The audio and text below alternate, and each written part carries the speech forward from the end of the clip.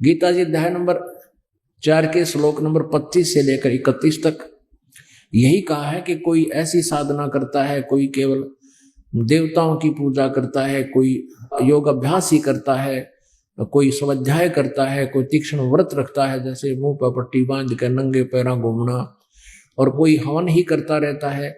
और इस तरह के सभी अपनी अपनी साधनाओं को मोक्षदायक जानते हैं। इसलिए गीता जी अध्याय नंबर 4 के श्लोक नंबर 32 में कहा कि इस प्रकार के जो मैंने 24 गीता अध्याय नंबर 4 के श्लोक नंबर 25 से 31 तक जो जानकारी दी है यज्ञों की यानी धार्मिक अनुष्ठानों की, इस प्रकार के अनेक प्रकार के धार्मिक यज्ञ यानी अनुष्ठानों की जानकारी चौथे अध्याय के 32वें श्लोक में बता रहे हैं।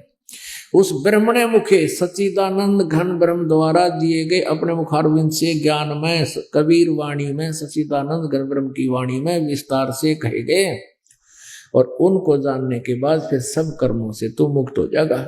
और चौथे अध्याय के 33 में ये कहा है कि दर्व यज्ञ से ज्ञान यज्ञ श्रेष्ठ है।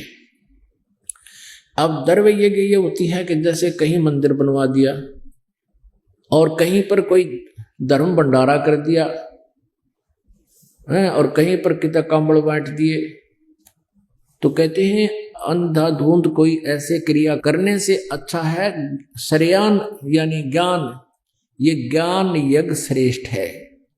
पहले ज्ञान समझ और ज्ञान के बाद फिर तत्व ज्ञान के आधार से फिर धर्म पुण्य कर, जैसे उस तत्वदर्शी संत बताओ तब लाभ होगा। गुरु बिन माला फेरते गुरु बिन देते दान, गुरु बिन दोनों निष्फल हैं चाहे पूछो वेद पुराण। गीता जी में कहा कि कुपात्र को दिया हुआ दान विफल रहता है, कभी सफल नहीं होता।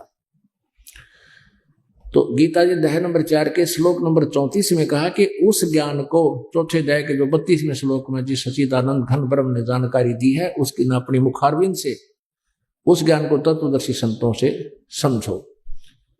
वो फिर वो तत्वदर्शी संत तुझे परमात्म तत्व का ज्ञान देंगे। गीता ज्ञान दाता से अन्य कोई परमात्मा है।